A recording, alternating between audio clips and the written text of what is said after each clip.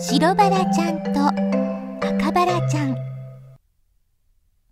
昔々ある森に白バラちゃんと赤バラちゃんという仲の良い姉妹が住んでいました。二人はいつも私たちずっと一緒にいましょうねと言っています。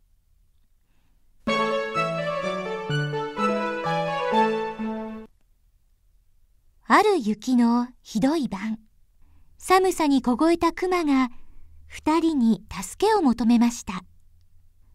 二人はそのクマを暖かい部屋に泊めてあげました。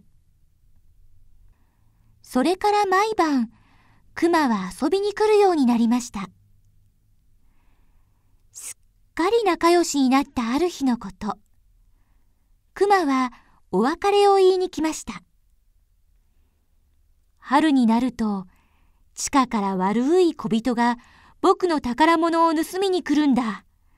見張らなきゃいけないから、ここにはもう来れないんだ。そんな。寂しい気持ちで二人は焚き木拾いに出かけました。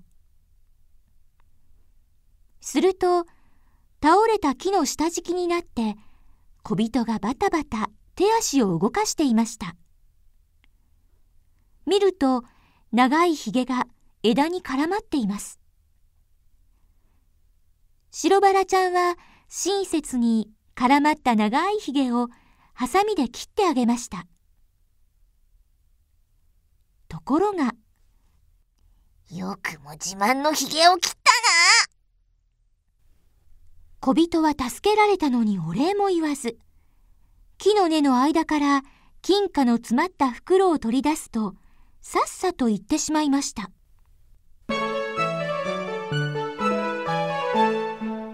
それから少し経ったある日、二人は川でひげを魚にくわえられている小人を見ました。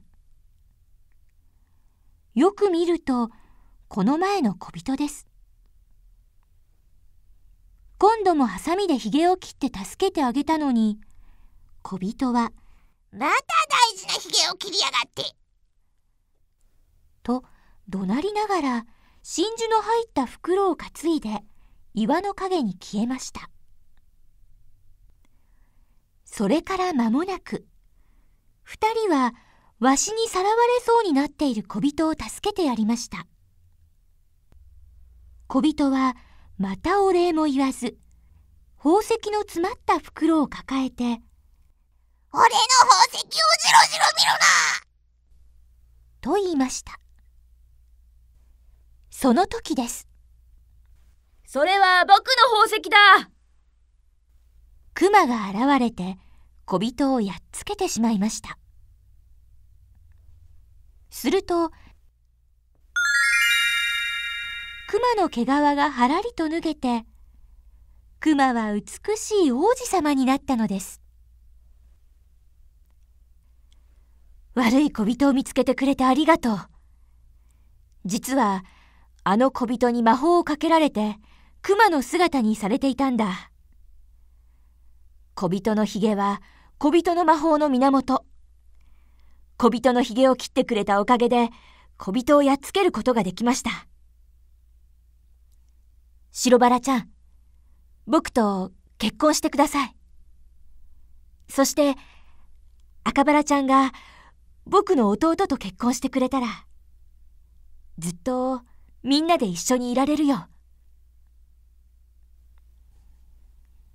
というわけで、白バラちゃんと赤バラちゃんはいつも二人が言っていたように、ずっと仲良く一緒に暮らしました。